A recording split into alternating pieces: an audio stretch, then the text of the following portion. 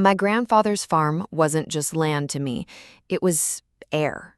It was breath. It was sweat-soaked summers with calloused hands and cold well water that tasted like iron and thunder. It was the only place that ever made sense when the rest of the world got loud. He left it to me when I was 27. No drama, no speeches, just a folded-up deed in an envelope with my name on it and a note that said, "Make this place honest." I didn't even know what that meant at the time. Still don't, really. But I've been trying ever since. I wasn't always a farmer. Not really. I worked in construction, I dabbled in graphic design for a hot second, and I had a food truck that broke even exactly once.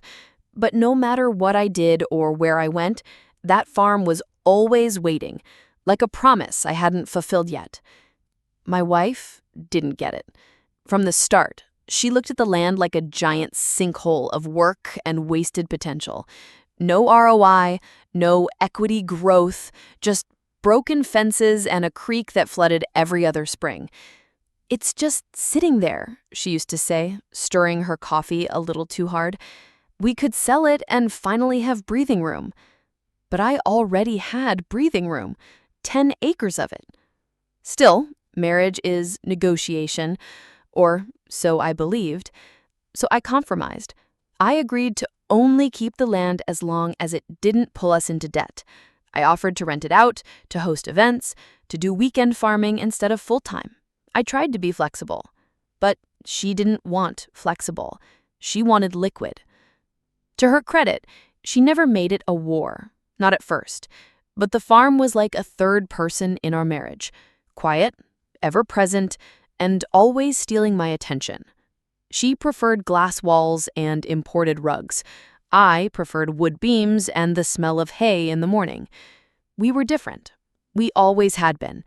But for a long time, I thought love could bridge that kind of gap. Then came the money troubles. Not dramatic ones, just the slow, creeping kind. Credit cards we forgot to pay, repairs we postponed, a bad investment or two. And every time we sat down to balance things out, her eyes would drift toward the farm like it was some antique we needed to pawn. "The taxes alone," she'd mutter. "It's dead weight." But it wasn't dead to me.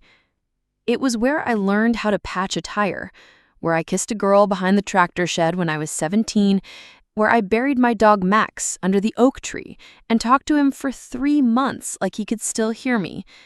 That place held me up when everything else tried to pull me under. I tried to explain that once, sitting on the porch with her after a long drive out there. The sun was setting, there were fireflies blinking in the grass. It should have been a movie moment. But all she said was, "It smells like mildew and regret." So yeah, we weren't on the same page. Still, I didn't expect what came next. Because even when someone tells you they want to sell something sacred to you, you don't imagine they'd actually do it without telling you first. But mine did. It started with a voicemail, a short one, from a number I didn't recognize. "Hi, this is Kevin Davis from Wintley Realty Group. Just confirming the closing date on the farm property. Congratulations on the sale. Paperwork looks clean. Call me back if you have any questions." I played it twice. The first time, I thought I'd misheard him. The second time, I nearly dropped my phone. I was sitting in the cab of my truck, just outside the hardware store, keys still in the ignition, radio playing some song about beer and heartbreak that I suddenly couldn't stand. I shut it off, rolled down the window, and let the air hit me square in the face. "What sale?" I called him back. My voice was calm. Too calm. The kind of calm you use when you're trying to stop a wildfire with a glass of milk. "Hi, Kevin, this is, Eli. You left a message about my farm?" "Eli Whitman?" he said, chipper. "Yes, sir. Everything's going smoothly. Your wife, Claire, handled most of the back and forth, but the buyer's super motivated. We're just buttoning things up on our end." I gripped the steering wheel like it might float away. "Kevin," I said slowly, "can you tell me the name on the deed?" There was a pause. the kind that makes your stomach drop. Well, I mean, your wife's signature is on the paperwork, and the notary signed off. It all looked legitimate.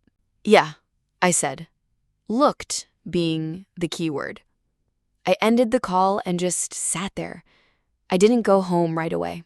I couldn't. I needed a buffer, something to stop me from saying things I couldn't take back. So I drove out to the farm. The gate was open.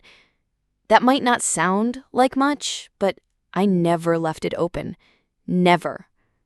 Not since the day Grandpa handed me the keys and said, "This place is yours now. Treat it like someone else's memories still live here." And now, the gate was wide open, swinging lazily in the breeze, like it didn't belong to anyone anymore.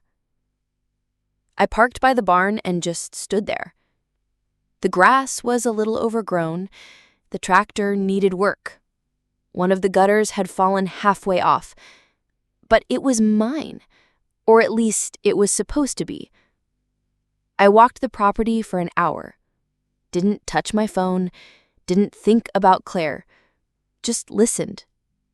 To the creak of the windmill, to the buzz of a fly caught in the window of the old chicken shed. To the whisper of leaves, remembering everything I was trying to forget. When I finally did go home, she was in the kitchen, barefoot, pouring wine like it was any other Tuesday. She smiled. "Hey, you're late." "Yup," I said. "Got a call today." She raised an eyebrow. "From who?" "From Whitley Realty." Sounded pretty excited about the sale. Her smile faltered just a little. "Oh, that's all you've got?" "Oh?" She set the wine down. Didn't drink it. "I was going to tell you." "When?" "Before or after someone else was moving furniture into my grandfather's bedroom." She crossed her arms, defensive now. "It's not just your grandfather's anymore. It's ours, and we needed the money." "No," I said, my voice tightening. "We didn't need the money. You wanted the money. There's a difference." She didn't flinch. "You had the right," she said. "It's in both our names. I did what I thought was best for us." I laughed, not because it was funny, but because it was the only thing stopping me from shouting. "You know what's funny?" I said. "You've been telling me for years that the farm was a waste, a drain. But it wasn't the farm bleeding us dry. It was you." That landed. Her face hardened. "You don't mean that." "No," I said. "I do." The silence that followed wasn't dramatic. It was hollow, a vacuum.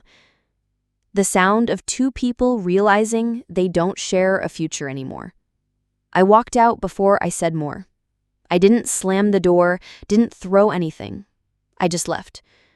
And the whole way back to the farm, I had one thought swirling in my head, louder than the wind and the tires and the heartbeat pounding behind my ribs.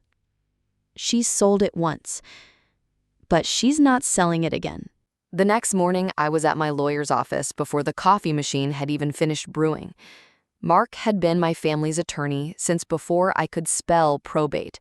He was the one who handled Grandpa's will, the one who walked me through the paperwork with a steady hand and a knowing look, like he understood what that land meant without me having to say a word.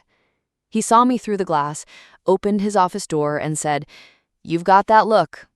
"What look?" "The somebody's about to lose everything, but it ain't gonna be you look." I have smiled. Close. Someone already tried to take everything, but I'm not letting them finish the job. He nodded, waved me in, and motioned toward the leather chair across from his desk. I sat down, pulled the voicemail up on my phone, and played it for him. By the time Kevin's message ended, Mark had already reached for a yellow legal pad. "So," he said, "Claire went full rogue." "She says she had the right." "Well, she had a name on the deed," he said, but not the moral ground. That's the difference most people forget. I stared at my hands. What can I do? He leaned back. First, we pause the sale, challenge the authenticity of the consent. Second, we establish intent. If we can show she knew you weren't on board and went ahead anyway, we've got leverage. And third, he smiled now, we play a little offense. I raised an eyebrow. What kind of offense? The kind that reminds her this farm didn't just fall into your lap. It was earned, protected, and she doesn't get to rewrite that because she prefers stainless steel appliances. I liked Mark more in that moment than I ever had. We filed for an emergency hold that afternoon, and thanks to a little luck and a sympathetic judge, the sale was paused before it finalized. The buyer wasn't happy, but Kevin, well, let's just say he was a lot less chipper the second time we spoke.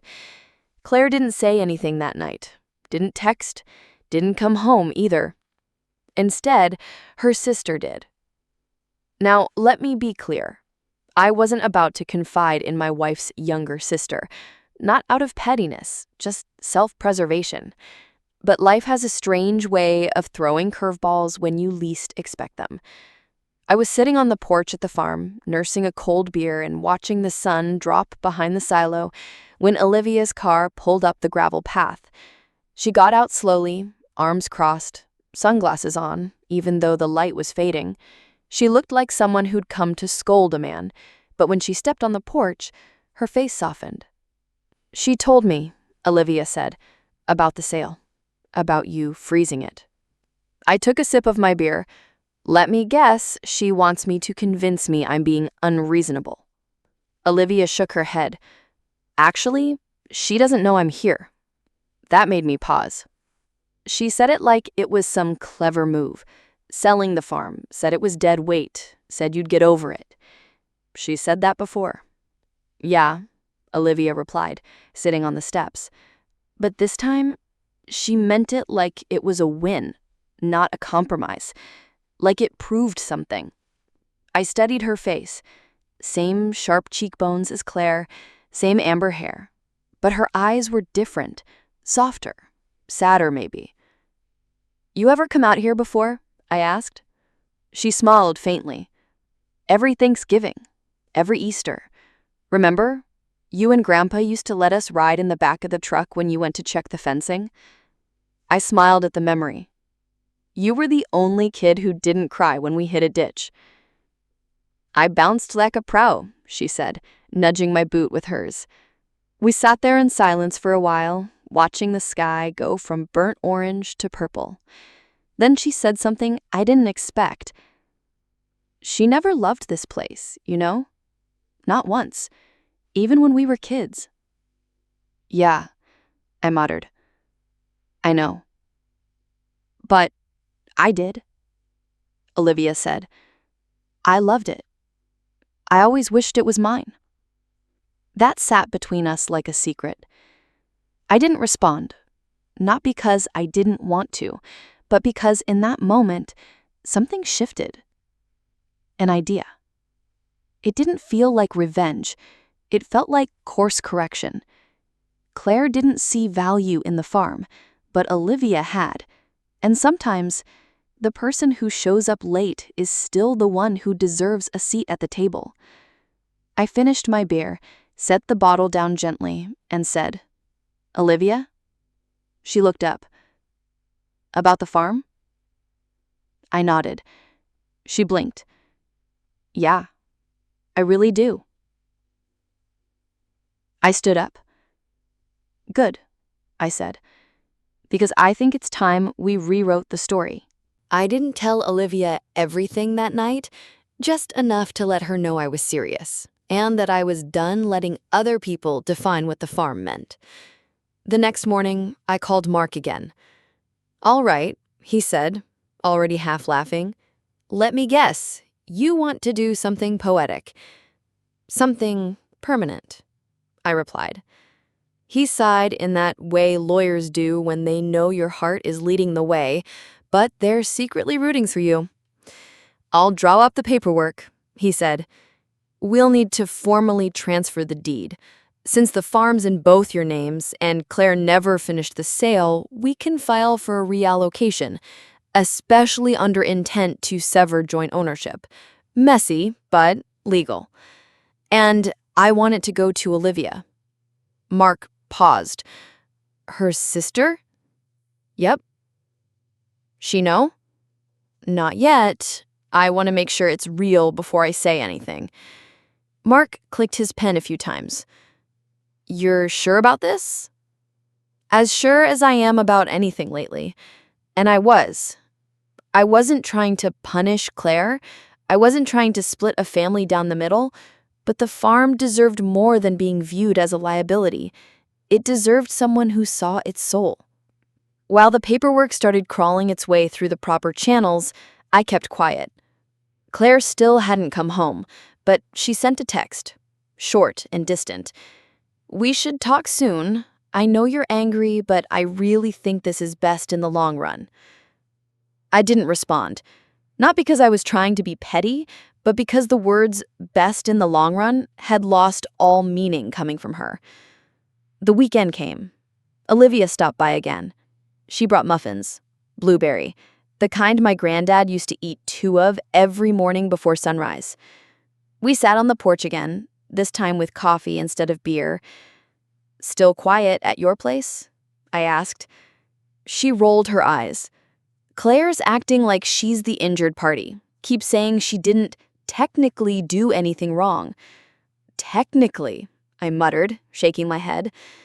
She's always lived in that gray area where she convinces herself that bad decisions are just smart shortcuts. I looked at her.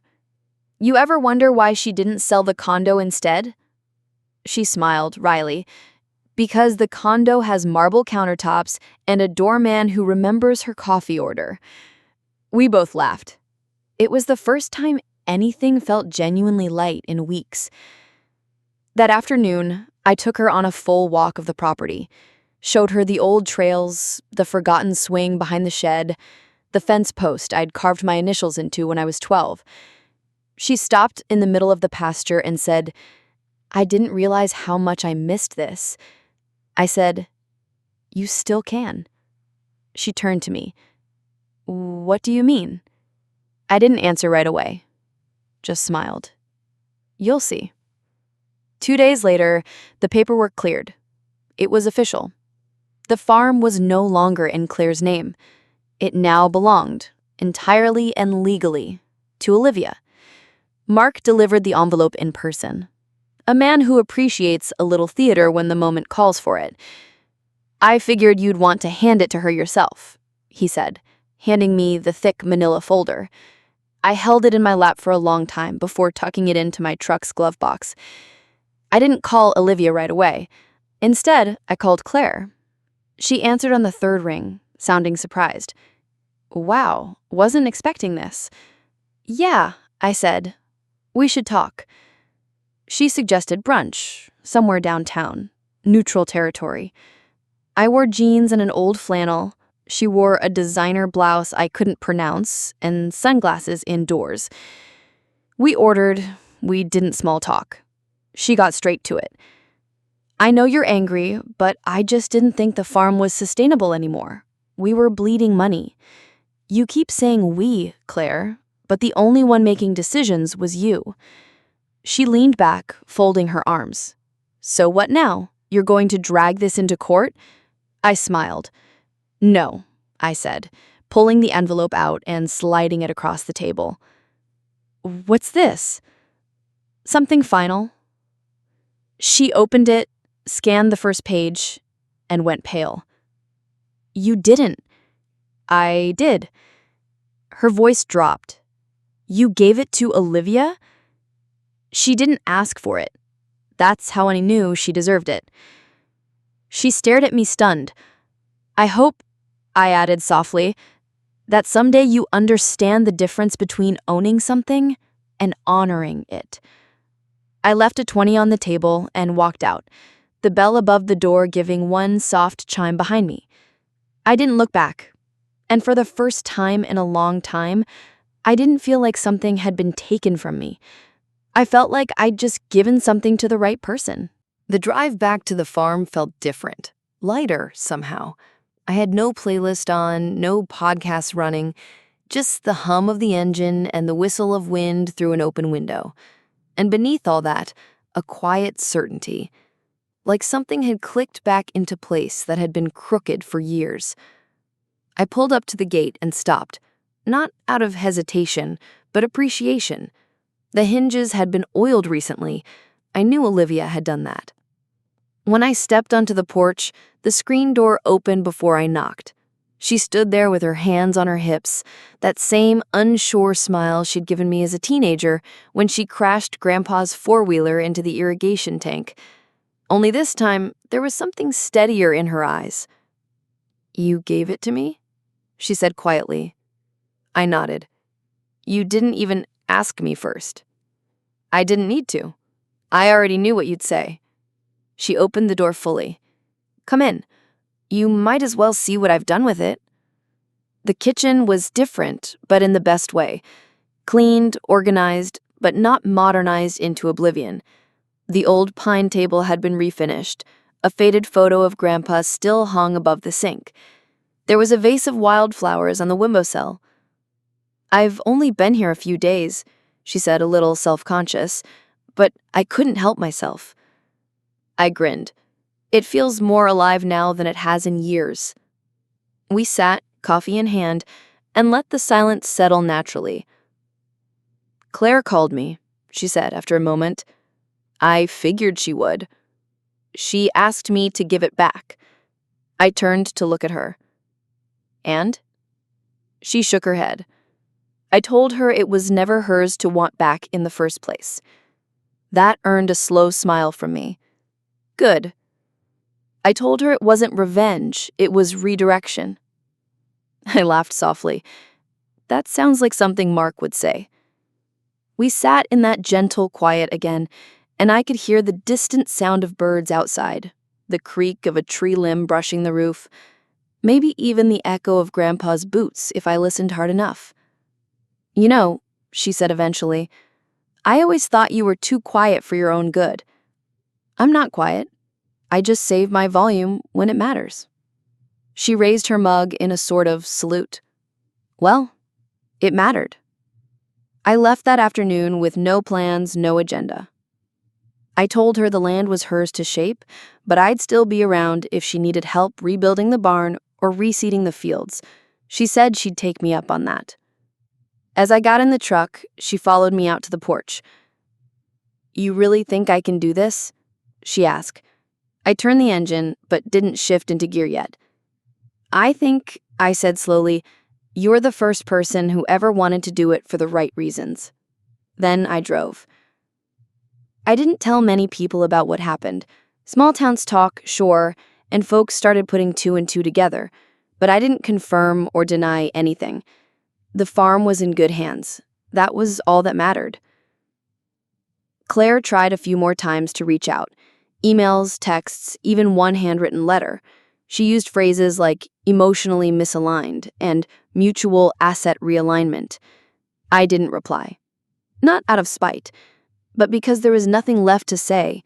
Some things, once broken, aren't meant to be glued back together. They're meant to become something entirely different. One Saturday, a month or so later, Olivia invited me back out for the first fall harvest. She'd recruited a few neighbors to help, even got one of the local high school ag students to bring their tractor. There was laughter in the fields again. Kids running around with sticky apple hands, dogs barking, the smell of cinnamon and turned soil in the air. At one point, Olivia caught my eye from across the field and raised her hand in a quick wave. I waved back, then leaned against the fence. Grandpa would have loved this, and for the first time since Claire sold the farm out from under me, I didn't feel loss. I felt legacy. I stayed well past sunset that evening. Olivia lit a few lanterns around the porch, the kind that flickered just enough to make the night feel warmer. The old radio was playing soft country music, nothing too twangy, just the kind that wraps around you like a flannel shirt. We sat out there with mugs of cider, both of us muddy and tired in the best kind of way. The harvest hadn't been huge. It was late in the season, after all, but it was honest work, and it had drawn good people together. I didn't think it would feel like this, she said, legs tucked under her. I thought maybe once I had it, I'd be scared, overwhelmed. And? I asked. I'm still scared, but it feels right. Like maybe I've been waiting for this without realizing it. I nodded slowly, sipping my cider. That's how you know it's real. She looked over at me then, her eyes searching mine. Do you regret it? Giving it up? I thought about that. No, I said, not even a little. She didn't smile, not right away. She just let the silence stretch again, like she understood that some answers don't need decorating. I found your initials, she said, on the fence post by the creek. I laughed. Yeah, I was 12. Thought carving them made me a man. I carved mine next to yours, she said. Same knife. Hope you don't mind. I think Grandpa would have approved. She leaned her head back, staring at the stars. He always said this place would outlast all of us. He was usually right. We didn't speak for a long time after that, just listened to the crickets, the trees creaking softly in the breeze, the faint clatter of a wind chime someone had hung near the barn. Eventually, she stood up. I should turn in. Long day tomorrow? She smiled. They're all long now, but at least they're mine. I stood too, stretching out my back. You're doing good, Olivia. He'd be proud. You too, Eli. You could have kept it out of spite or out of stubbornness, but you gave it away clean. It wasn't mine anymore, I said simply. Not in the way that matters. She gave me a hug, one of those quiet, thankful ones that don't need words. Then she disappeared into the house, leaving the porch light on for me as I walked to my truck. I sat there for a moment with the engine off, watching the house, watching the way it breathed again, the way it had come back to life not because someone fixed it, but because someone believed in it. And I realized something strange.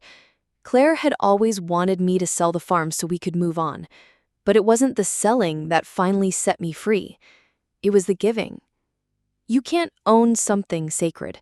You can only protect it until the next person shows up ready to carry it forward. And Olivia had shown up. She'd shown up in boots and sweat and wildflowers in jars. She'd shown up without expectation, without paperwork, without a plan to flip it for profit. She just wanted to be here. That was enough. More than enough. And as I drove away that night, the farm didn't feel like something I'd lost. It felt like something I'd finally passed on. The right way. A few days later, I was back in town running errands. Nothing special, just groceries, hardware store, oil change, the usual quiet routine of a man who's no longer rushing towards something or away from something else. I was standing in line at the feed store, chatting with the guy behind the counter about mineral blocks and weatherproof tarps, when I saw her, Claire. She didn't see me at first. She was over by the gardening section, holding a bag of potting soil like it weighed more than it did. Her hair was pulled back in a tight bun, sunglasses perched on top of her head instead of over her eyes. She looked smaller somehow. Not physically, but muted. I could have walked the other way, could have pretended I didn't notice, but something made me walk over. Hey, I said. She looked up, startled, then quickly collected herself. Eli. Hi. We stood there in an awkward silence, the kind that used to live in the cracks of our marriage, but had now spread out to fill entire conversations. I heard about the transfer, she said, her voice soft. To Olivia. I didn't flinch. Figured you might. I didn't think you'd actually do it. I did. She adjusted the bag in her arms, not quite meeting my eyes. She didn't earn it, she said finally. I raised an eyebrow. You think you did? Her mouth opened slightly, then closed. That's not what I meant, but it's what you said. I just I thought we were supposed to be building something together. We were, but you were building upward, and I was building roots, different directions. She looked away. So, that's it then. You're just done with me. I shrugged. We were done the moment you sold something that wasn't yours to sell. The rest was just paperwork. Her face twitched, just for a second, but to her credit, she didn't cry. Claire never cried in public. She was always too polished for that. I didn't mean to hurt you. I know, but you did. And now someone else gets to care for something you never understood. She nodded slowly, then quietly said, "She's not like me." No, that's the point. I walked out then, leaving her in the aisle with her overpriced dirt and unspoken apologies. It didn't feel triumphant, just complete. On my way back to the truck, I called Olivia. "Hey," she answered, a little breathless. "You been just hauling bags of chicken feed. Why? You want company? Thought you'd never ask." When I got to the farm, she was dragging a wheelbarrow across the driveway, boots muddy and hair messy in the wind. She looked exactly like someone meant to be there. "You okay?" she asked as I got out. "Ran into Claire," I said. She paused, leaning on the handles. "Yeah?" "She knows." Olivia nodded. "Figured that would happen eventually." "She said you didn't earn it." Olivia smiled faintly. "She's right." That caught me off guard. "What?" "I didn't earn it, not in the traditional way. I didn't fix every fence, I didn't plant every seed, but I'll earn it now. Every day I'm here." I looked at her, really looked. "You already are." She blinked hard, like she wasn't expecting that. I helped her unload the wheelbarrow. Then we sat on the porch with lemonade and mud on our jeans and that soft kind of exhaustion that only honest labor gives you. "Do you miss it? Having your name on the deed?" I shook my head. "No. The farm doesn't need my name. It just needs the right heart." And in that moment, I realized something even deeper than I had before. Legacy isn't about keeping something. It's about letting it live beyond you. And that farm, my grandfather's farm, was alive again. Not because I held on tight, but because I finally let go.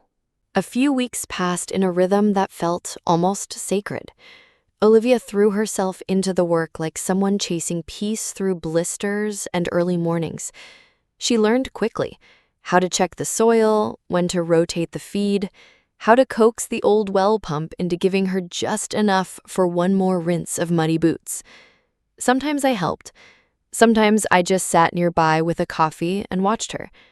The place had found its match in her, someone who didn't just respect it, but who let it reshape her without resistance. One morning, I brought by a box of tools Grandpa had kept in the basement. Rusted, old things that still held stories in their weight. Olivia was in the barn, fixing a loose plank in the stall. "You're getting good at that," I said. She looked up, grinning through a smear of dust. I had a decent teacher. I handed her the box and wiped sweat from my neck with a rag. Thought these might belong here more than in my closet. She opened it slowly, reverently. These were his?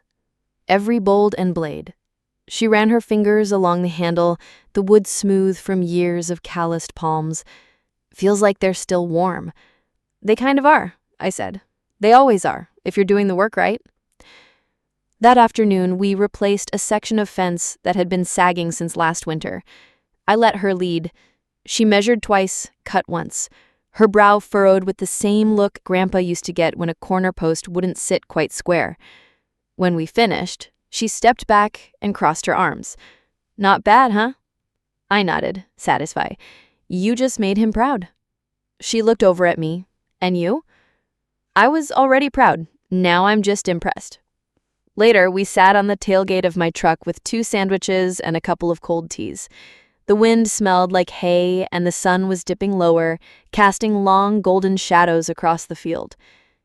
Eli, she said suddenly, can I ask you something weird? I shrugged.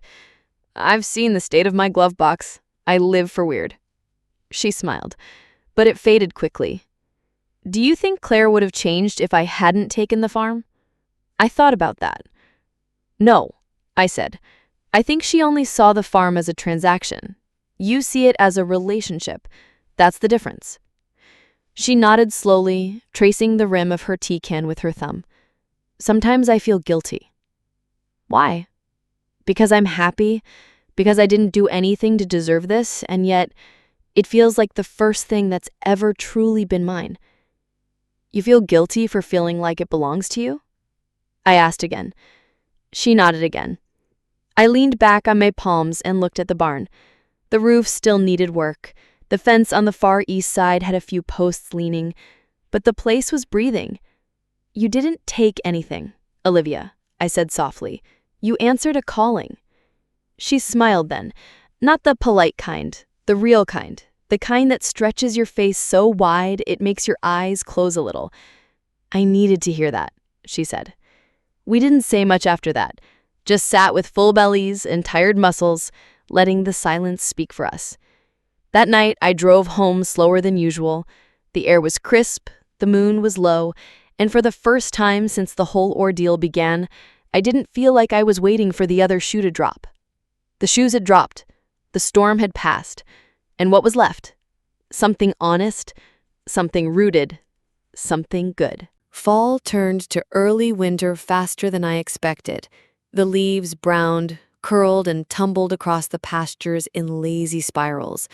Olivia had started covering the garden beds and stacking firewood along the side of the barn. The farm no longer looked like it was clinging to the past. It looked like it had found its next chapter. I still visited, not every day, but enough to notice the subtle changes. A new coat of paint on the front door, a row of sunflowers staked against the fence that hadn't been there in years. The way the porch light clicked on automatically now, glowing warm against the long dusk. One Saturday morning, Olivia called.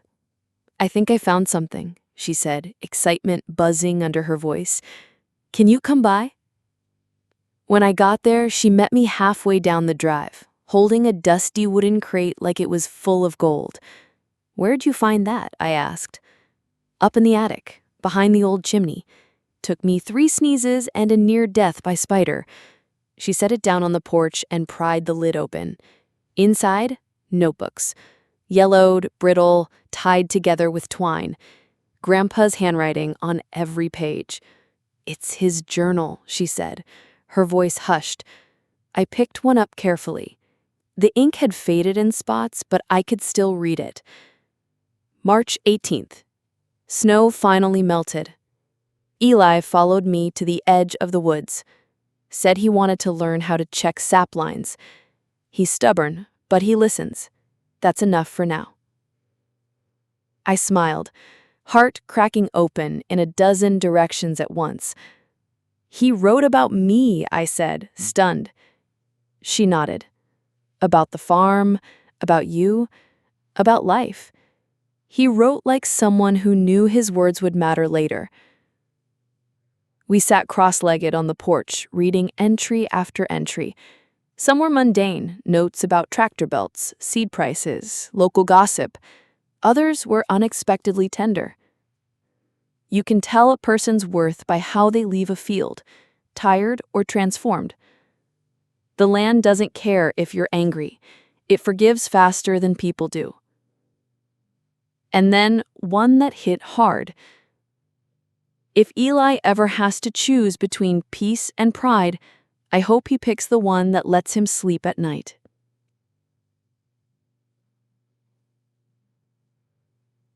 I leaned back against the railing, notebook still open in my lap. He always knew more than he let on. Olivia wiped her eyes and nodded. He was planting more than crops. Later that afternoon, we brought the journals inside and stacked them neatly on the living room shelf. Olivia dusted off a small wooden sign that had fallen behind the fireplace, a faded plaque that read, "Keep it honest. I want this above the front door, where it belongs." We hung it together. She stood back and looked at it for a long moment. "Thank you," she said finally, her voice soft. "For what?" "For not giving up on it, for trusting me, for letting go." I looked at the sign, the way it framed the room, the way it settled into the house like it had always been there. "You didn't just keep it honest," I said. "You made it whole." That night, I stayed for dinner. Chili, cornbread, and a bottle of red wine neither of us could pronounce. We ate by the fire, the radio playing low in the background, and the windows fogging from the warmth inside. As I drove home in the dark, headlights sweeping across quiet fences and sleeping fields, I felt the shape of something complete forming in my chest. This story hadn't gone the way I imagined. It had gone better. Winter rolled in with a quiet kind of authority. No sudden blizzards or wild winds, just that gradual, steady cold that settles into your bones and your schedule. The farm didn't sleep. Not really, but it slowed down. So did I. Olivia had the rhythm now. She rose early, checked the hens, lit the stove, and kept records in one of Grandpa's old journals. Her handwriting was neater than his, but the spirit was the same. Practical, tender, observant. One morning, she called me out for a surprise.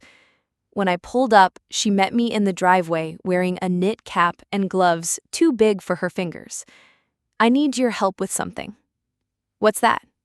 She led me behind the barn, where the slope dips down to a grove of old trees. There, set neatly in the ground, was a wooden signpost, freshly carved. "What is this?"